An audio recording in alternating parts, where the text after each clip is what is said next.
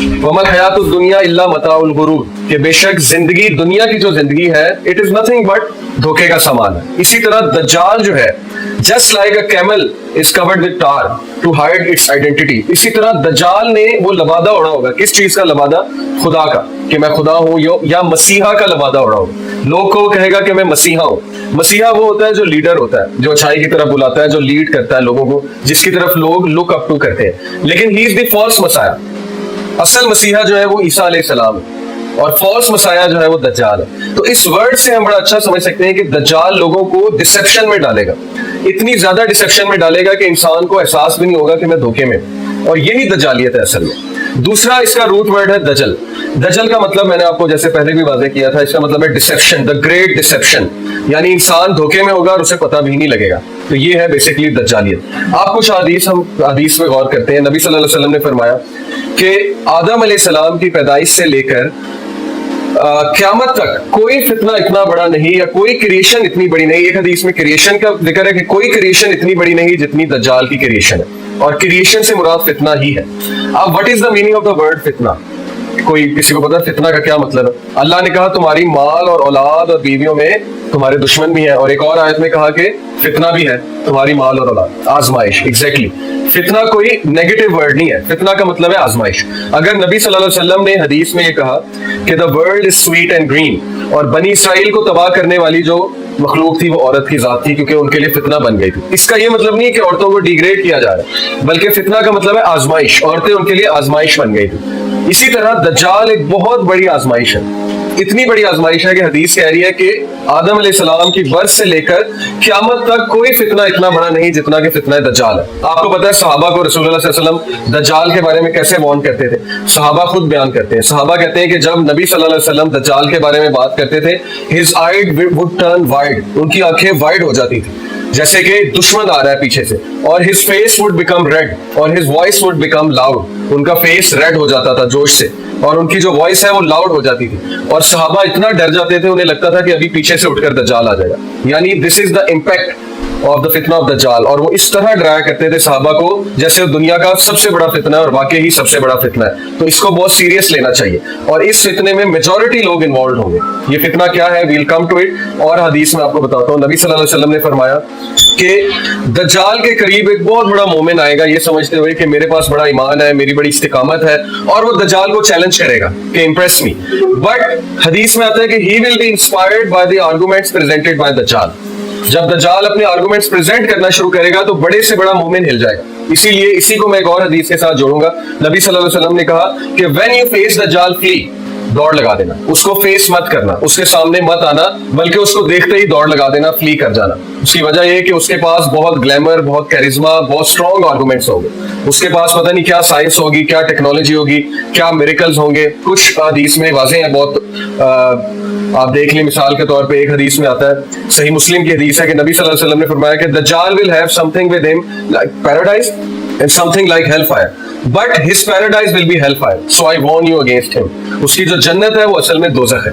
जन्नत और दोज़ख से क्या मुराद है? देखें, जन्नत में जन्नतुन नईम, अल्लाह ने जन्नत को एक नेमत भी कहा है, अल्लाह ने जन्नत को एक रेस्ट की जगह भी कहा है, अल्लाह ने जन्नत को एक ऐसी जगह कहा है जहां कोई रिस्पॉन्सिबिलिटी नहीं होगी, ठीक है, इंसान पे, बल्कि इंसान जो है वहां पे एक बहुत खूबसूरत जिंदगी गुजारेगा। अब दज्जाल की जन्नत भी कुछ इसी तरह की है कि उसमें बहुत आसाइशें हैं, उसमें कंफर्ट जोन बहुत ज्यादा है, उसमें डिजायर्स को जल्दी पूरा करने की आसाइशें जो है वो मैसर है, इंस्टेंट ग्रेटिफिकेशन बहुत है।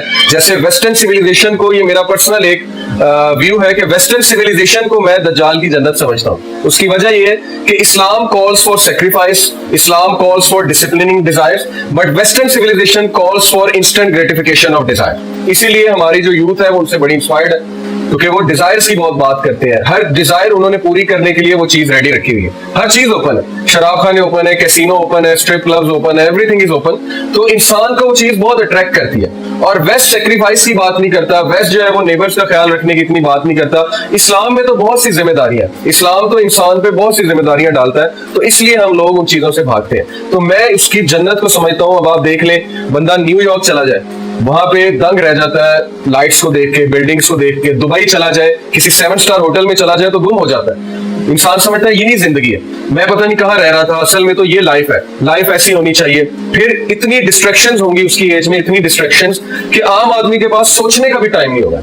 और आज बिल्कुल ऐसे है। मेरे दोस्त ने अपने एक चाइनीज कोलीग से पूछा, वो चाइना में था, उसने कहा कि कभी तुमने नहीं सोचा कि सूरज किसने बनाया? सिर्फ इतना सा क्वेश्चन पूछा तो वो हंसने लग गया। उसने कहा कि आपके पास इतना टाइम है कि आप ये बातें सोचें कि सूरज किसने बनाया, चांद किसने बनाया? हमारे पास तो टाइम ही नहीं है। यही बात है, दज्जाली सिविलाइजेशन में इतनी डिस्ट्रैक्शंस होंगी, इंसान इतना खप जाएगा डिजायर्स के मामले में कि इंसान को आखिरत बिल्कुल भूल जाएगी, यानी उसमें पर्दा हायल हो जाएगा और उसको पता भी नहीं लगेगा कि वो भूल रहा है। असल बात ये है, जैसे कैमल को टैन कर दिया जाए, उसमें वो जो लुक डाल दी जाए, पता भी नहीं लगेगा ये कैमल है, एंड में जाके आपको कोई बताएगा तो आपको पता लगेगा। इसी तरह इंसान को महसूस भी नहीं होगा कि किस तरह से वो दज्जाल के चंगल में फंसता जा रहा है, और एंड में बहुत बड़ी तबाही हो जाएगी, बहुत बड़ा लॉस हो जाएगा, यानी कि इंसान दुनिया से भी जाएगा और आखिरत से भी जाएगा, और ये एविडेंट लॉस है। तो उसकी जो जन्नत है, इसकी बहुत से व्यूज हैं, लेकिन मैं ये समझता हूँ कि इस वक्त आप वेस्ट की तरफ देखें तो वाकई उसकी जन्नत महसूस होती है, क्योंकि वहाँ ग्लैमर भी है, वहाँ मटीरियलिज्म भी बहुत ज्यादा है, वहाँ पे योलो जो लाइफस्टाइल एक है, you only live once, YOLO,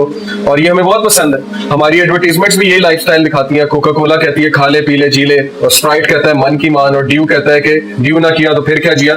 यानी हर चीज में वो एडवेंचर डाल रहे हैं, हर चीज में वो दुनियादारी डाल रहे हैं, हर चीज में वो डिजायर्स को डाल रहे हैं। तो ये उसकी जन्नत है बेसिकली। बट प्रॉफिट सल्लल्लाहु अलैहि वसल्लम ने कहा कि his haven will be, his paradise will B actually hello fire. एक मोमिन जो है उसको वो कहेगा कि दोजख में जाओ, और वो दोजख में छलांग लगा देगा, लेकिन असल में वो जन्नत में चला जाएगा। नुकसान तो अपना वो करवा लेगा, लेकिन ये आर्जी नुकसान है, वो मोमिन जो नुकसान करवाएगा असल में वो जन्नत में चला जाएगा। इसी तरह एक शख्स को दज्जाल चीर देगा बीच में से, और उसके बाद जिंदा भी कर देगा। आपको पता है कि इस वक्त लेटली मैंने एक आर्टिकल पढ़ा कि उन्होंने 200 साल पुराने एक शख्स का डीएनए लिया उसके ऑफस्प्रिंग से, और using that DNA they recreated his brain, his consciousness, उसकी कॉन्शियसनेस वो वापस ले आए कंप्यूटर प्रोग्राम पे, और उस बंदे से वो बात भी कर रहे हैं, वो बंदा जवाब भी दे रहा है एज ए कंप्यूटर प्रोग्राम, क्योंकि उसकी वही कॉन्शियसनेस है, क्योंकि डीएनए वही है जो उसके ऑफस्प्रिंग में था, वही उसका डीएनए था। तो साइंस तो पता नहीं कहां जा रही है, और ये हमारे लिए एक बहुत बड़ा इम्तिहान है। दज्जालियत है ये, क्योंकि नबी सल्लल्लाहु अलैहि वसल्लम ने देखे क्या कहा, उन्होंने कहा कि दज्जाल सबसे पहले आके कहेगा वो ईसा है, मसीहा है, उसके बाद वो क्लेम करेगा आई एम गॉड। अब गॉड के क्या एट्रीब्यूट्स हैं? अल्लाह जिंदगी देता है, मौत देता है, दज्जाल के पास ये एट्रीब्यूट होगा, वो जिंदगी भी दे देगा, वो मौत भी दे देगा, ये क्लियरली मेंशन्ड है हदीस में। आज साइंस जितना तरक्की करती जा रही है, हम दज्जालियत की तरफ कदम बढ़ा रहे हैं, और हमारा टेस्ट होगा, स्फीयर टेस्ट होगा, क्योंकि science is playing God. Science वो चीजें कर रही हैं जो अल्लाह सुब्हानहू व तआला के काम है। मिसाल के तौर पे आर्टिफिशियल वेदर जो है क्रिएट करना अल्लाह का काम है, लेकिन साइंस आज इससे खेल रही है। टॉर्नेडोज क्रिएट करना, हरिकेन, सुनामी लाना, जलजले लाना, ये सब कुछ अब हो रहा है, और ये बड़ा सीक्रेटली हो रहा है, सीक्रेट फैसिलिटीज में। इस तरह डिजीजेस फैलाना वो तो अल्लाह का काम था, लेकिन नई नई डिजीजेस आ रही हैं और वो क्रिएट की जाती हैं लैब्स में, नए नए वेपन्स बन रहे हैं। तो साइंस जो है पता नहीं इस वक्त कहाँ जा रही है, और एक आम इंसान का ईमान डगमगा रहा है, क्योंकि एक आम इंसान जो है उसने दीन इतना नहीं पढ़ा, तो जब वो यूनिवर्सिटीज में जाएगा, कहीं पढ़ने जाएगा, तो डेफिनेटली वो एक्सपोज होगा साइंस से। जब वो साइंस से एक्सपोज होगा, उसके माइंड में डिफरेंट अशकालात आएंगे, डाउट्स आएंगे, तो फिर वो इस्लाम से जाएगा। और यही हो रहा है, हमारी यूथ जब फॉरेन यूनिवर्सिटीज में पढ़ने जाती है, वहां पे वो देखते हैं कि वो असल में तो साइंस ये भी कर रही है, ये भी कर रही है, तो वेयर इज गॉड, अल्लाह ताला क्या कर रहे हैं? तो फिर उनके माइंड में बहुत से अशकालात आते हैं। तो ये दज्जाल का बहुत बड़ा एक हथियार है। साइंस मैं समझता हूँ जितना तरक्की करती जा रही है, दज्जालियत की तरफ हमारा कदम जो है बढ़ता जा रहा है। लेकिन इसका ये मतलब नहीं कि साइंस बिल्कुल नेगेटिव है और साइंस पढ़नी नहीं चाहिए, बट द पॉइंट इज कि ये हमारा टेस्ट हो रहा है, और बहुत कड़क इम्तिहान है हमारे ईमान का, कि हम ईमान वाले रहते हैं, हम ये कहते हैं कि हर चीज अल्लाह के हाथ में है, या हम ये कहते हैं कि साइंस जो कहेगी वो हम मानेंगे। और मेजॉरिटी लोग की आज ये थिंकिंग है कि जो साइंस कहेगी वो मैं मानूंगा, अदरवाइज मैं नहीं मानूंगा। तो साइंस तो भाई ना गॉड है, साइंस ना वही है, साइंटिस्ट ना कोई प्रॉफिट है, ना मैसेंजर है। साइंटिस्ट तो एक इंसान है, उसने कुछ रिसर्च किया, हाइपोथेसिस की बेसिस पे एक्सपेरिमेंट किया है, उसके कुछ पैरामीटर्स हैं, उसकी कुछ डिपेंडेंसी है कुछ फैक्टर्स पे, तो ये आम लोग को समझ नहीं आती।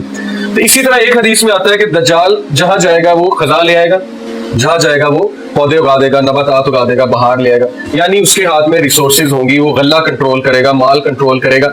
आज अगर हम देखें तो ज्यूइश लॉबी जो है, ज़ायनिस्ट जो है, वो ऑलरेडी फूड रिसोर्सेज में तो कब्जा कर चुके हैं। जितने भी हमारे टिन पैक फूड्स हैं वो सारे उनके अंडर है, और जितने भी इनऑर्गेनिक फूड्स हैं वो भी उनके अंडर है। इसी तरह जितनी भी मिल्क इंडस्ट्री है, आप देख ले, ऑयल इंडस्ट्री है, फूड क्रॉप्स जो है, वो सारे आहिस्ता आहिस्ता वो अपने अंडर लेते जा रहे हैं, यानी वो अपने ऊपर डिपेंडेंट कर रहे हैं बाकी दुनिया को। रिसोर्सेज पे कब्जा कर करके।